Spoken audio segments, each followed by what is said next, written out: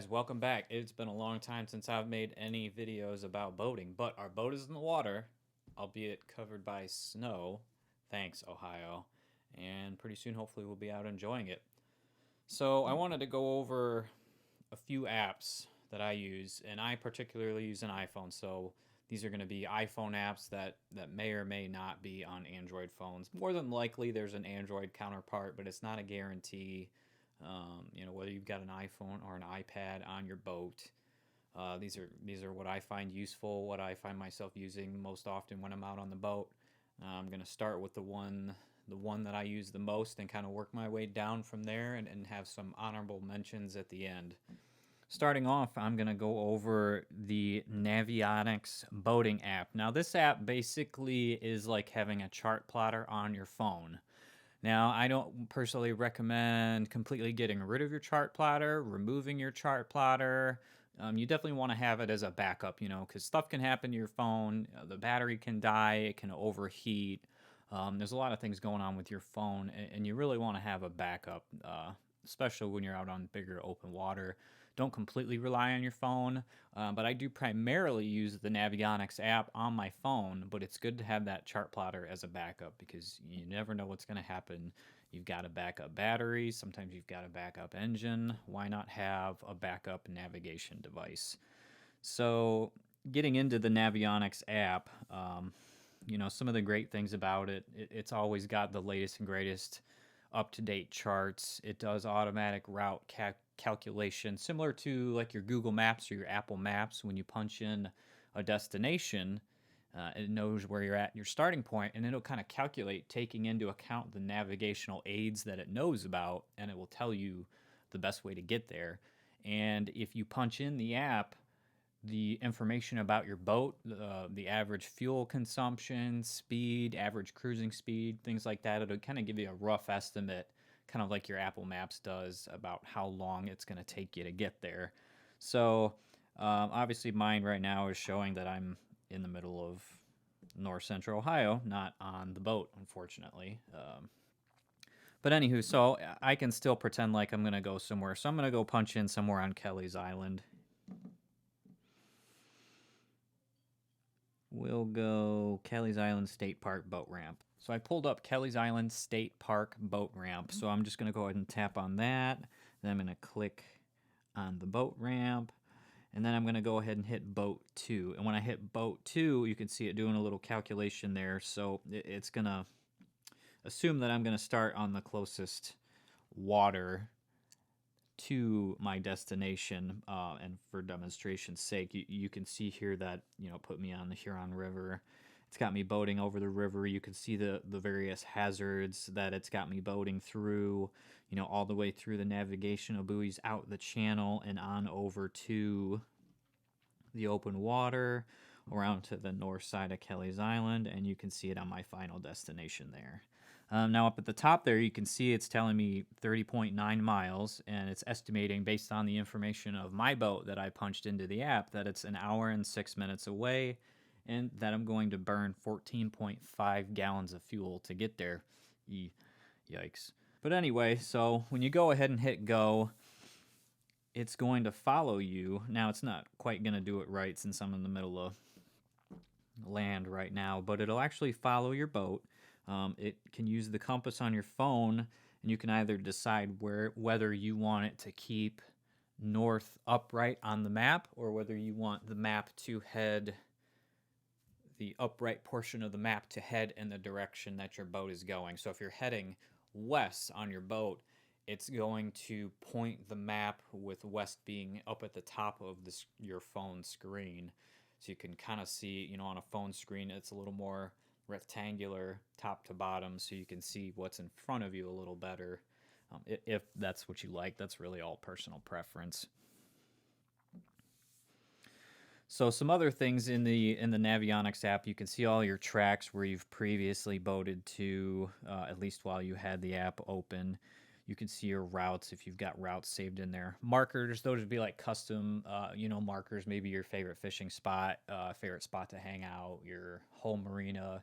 It's nice you can save your home marina in there so you don't have to search for it every time.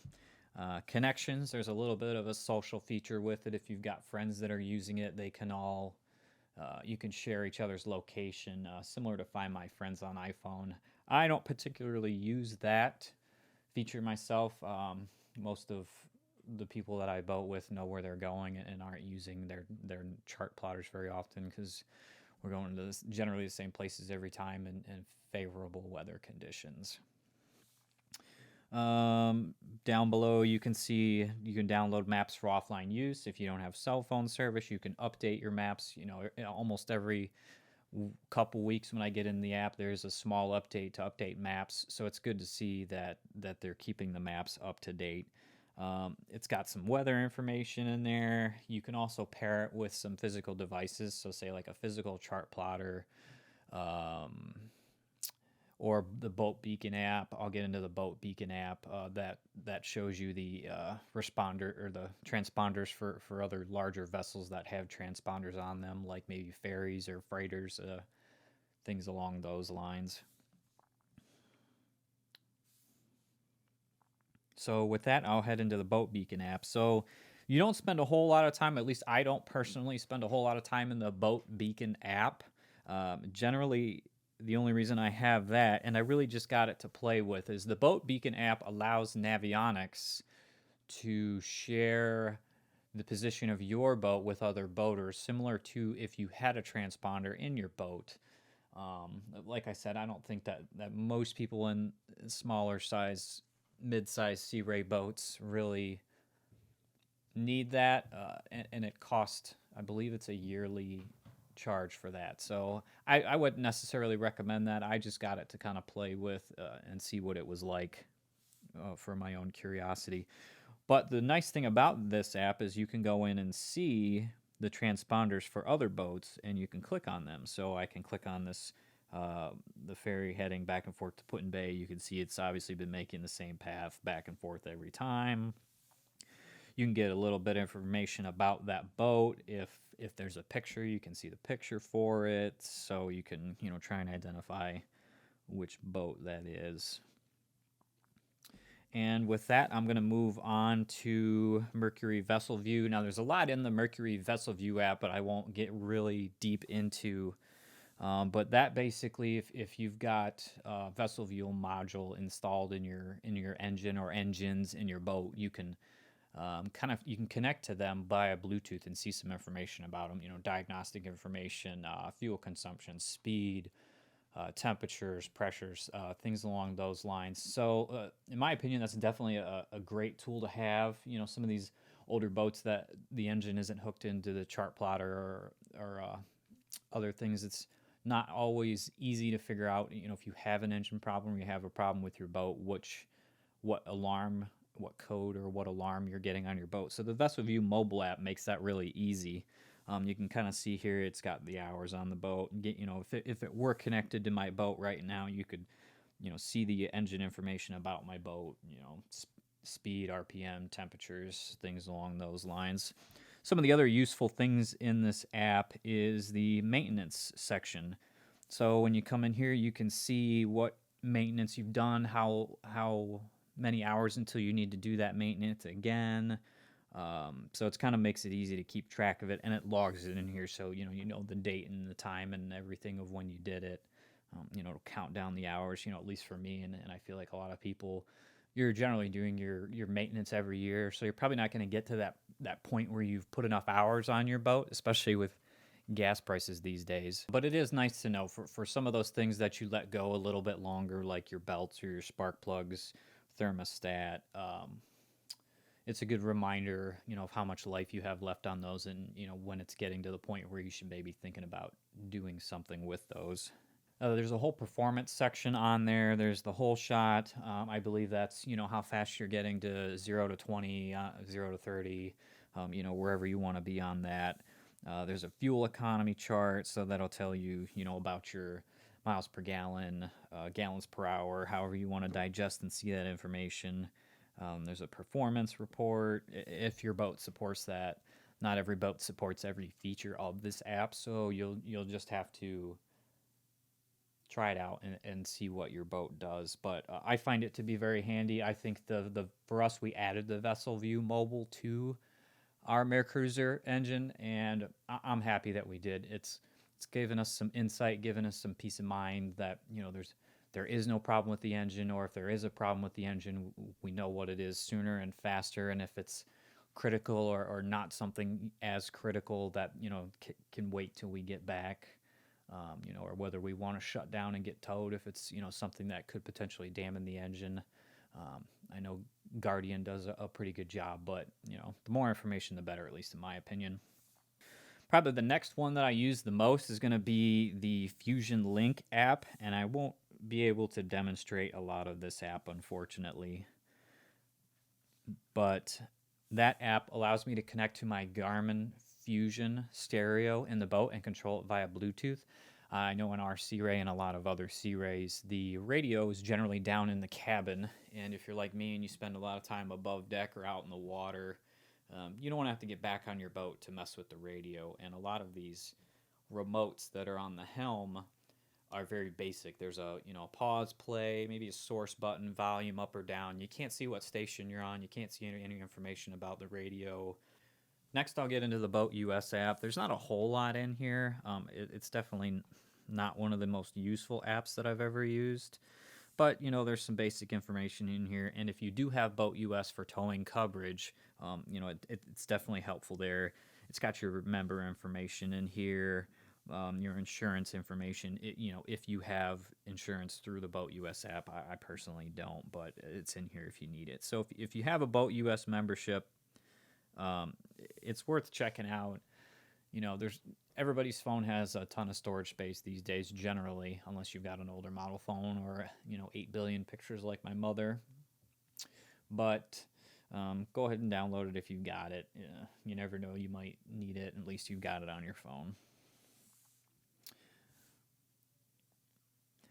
There's a few other apps. I'm going to kind of group these apps all together, and I'm not going to go into each one, but kind of similar to the whole Airbnb and VRBO apps and services that are out now. There are a couple of boating apps out there called Snag-A-Slip, Dockwa, and I think there may be one or two other that I'm not thinking of that basically allow you to reserve a slip at participating marinas through the app on your phone, as opposed to having to call up on VHF, or call on the phone ahead of time, if you know weeks or months out in advance when you're going to be somewhere and you want to book that slip through those apps. So, like I said, basically an Airbnb app for boat slips.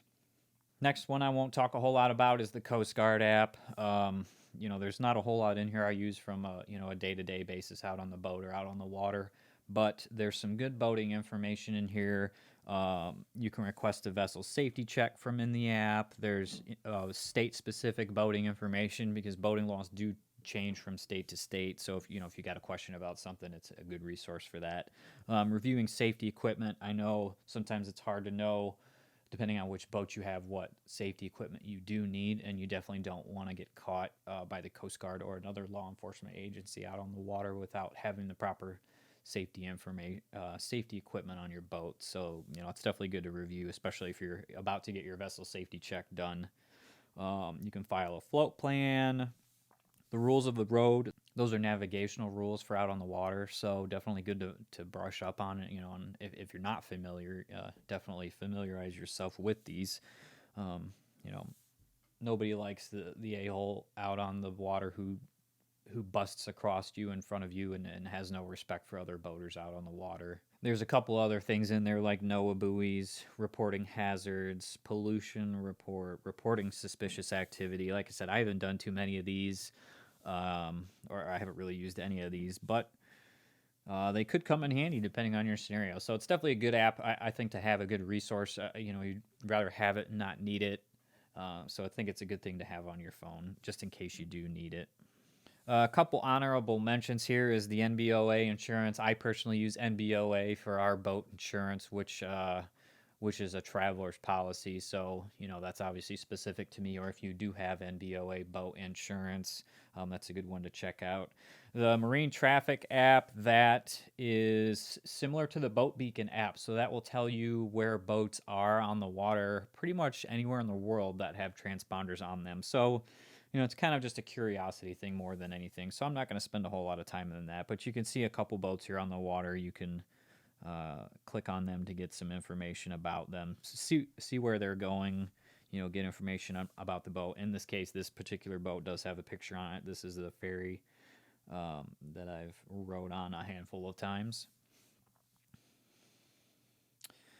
There's a few other navigation apps that I'll just mention that I don't particularly use. I find that I like Navionics the best. So that's going to be the ProCharts app and the iNavX. Now, I know iNavX is a very popular charting app for phones. However, I particularly haven't really used it, so I'm not going to go into that.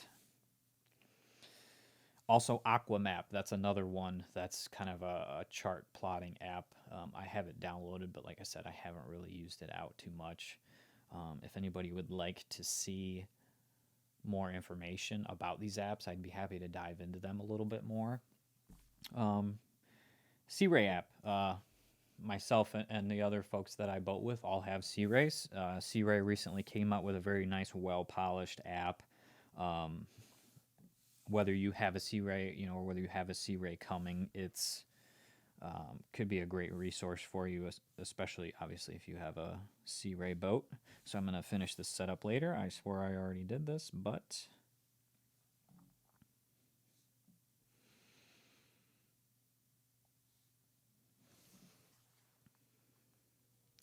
all right, so we can't go anywhere on a boat without talking about the weather, checking the weather, or being influenced by the weather. Mostly being influenced by the weather. So I'm going to go into just a few weather apps. There's a great app that I use called Radar Scope. As you can see here, I've got the widget on my home screen, and it lives there. I am always looking at the weather radar, whether it's boating season or not.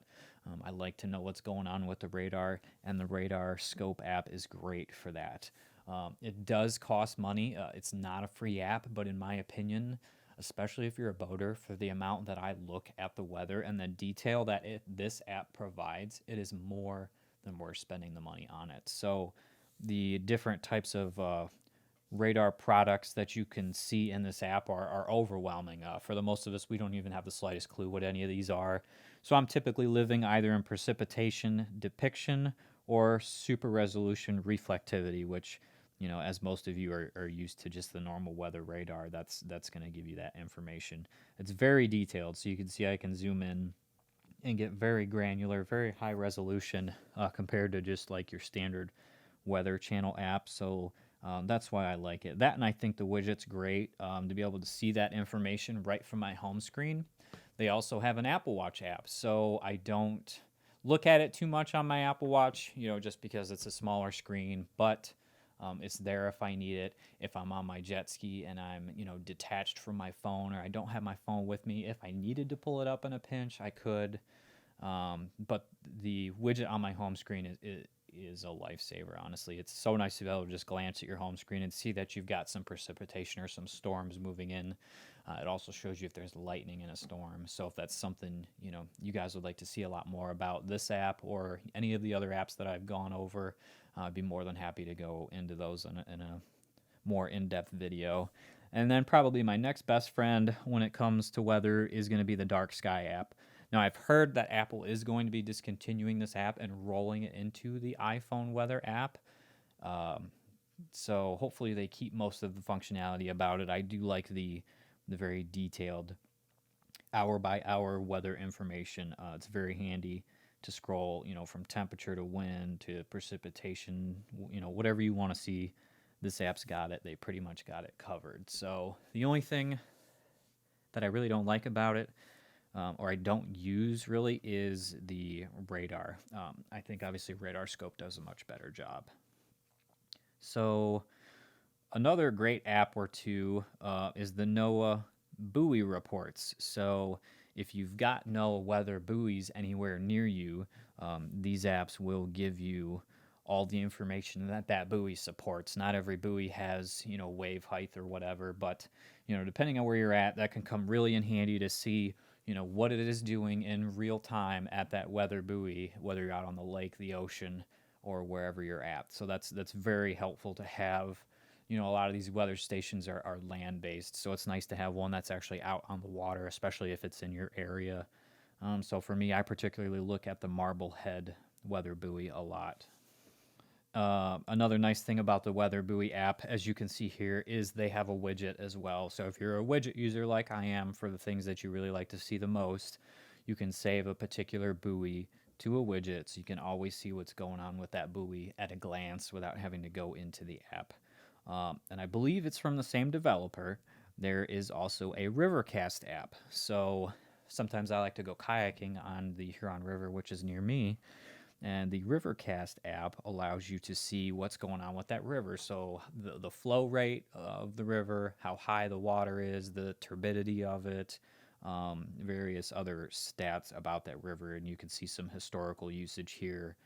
It's nice that you can save levels in there. So I know for that river that whatever the height is, maybe it's 4 foot. I don't want to kayak down that river any less than 4 foot of water because I don't have to drag my kayak through certain spots.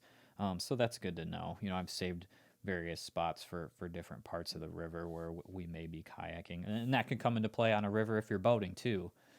Some people do boat on rivers. The Huron River is not a very big river, but there are some way bigger rivers in the United States, so that may come in handy for some people. Another great one too that I completely forgot about just because I haven't been paying attention to the NOAA forecasts is the Great Lakes Boating app. So this one has your NOAA marine forecasts in a text format. So it's nice to be able to come in here and see from NOAA what the weather's doing. I wish it went out a little bit farther, but it is nice to have. There's a zone forecast and a point forecast in here. So the zone forecast is going to be kind of, pretty self-explanatory. It's going to be a zone, so it may be for a section of the body of water, similar to like a county on land. And then the point forecast is going to be more fixed to a particular point. So you can, push on a particular point on the map and get a forecast for that very specific point. So like for example, in Lake Erie, you've got the Sandusky Bay, which is much more sheltered than the open Lake Erie. While parts of that may be only a mile or two or even less apart, they can have vastly different water conditions, at least, from a wave standpoint. So, that's definitely something to take into account depending on where you're boating at. And I think that pretty much covers everything. I've got a handful of other weather apps on here. Marine weather, that's similar to the Great Lakes Boating app, but that's more geared towards the ocean and bigger bodies of water and things like that. So if you're on the Great Lakes, get the Great Lakes app. If you're not, use the Marine Boating app.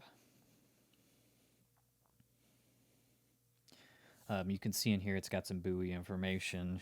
It's also got the discussions from the National Weather Service and the text forecasts similar to the Great Lakes Boating app, as you can see. So that's a good resource to have too.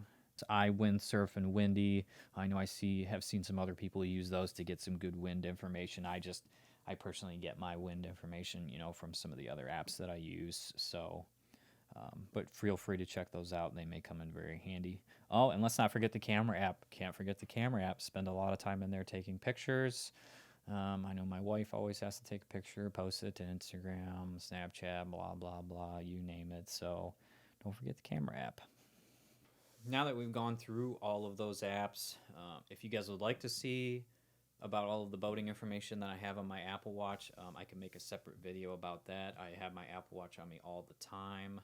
So I have a custom watch face set specifically for when I'm boating that shows me boating specific information that I don't necessarily need to see or care about when I'm not boating. So I switch back and forth between those, and being in IT, I even go as far as to have an automation set to when I arrive at our marina, my watch face automatically, or not automatically, but it prompts me to switch to my boating watch face.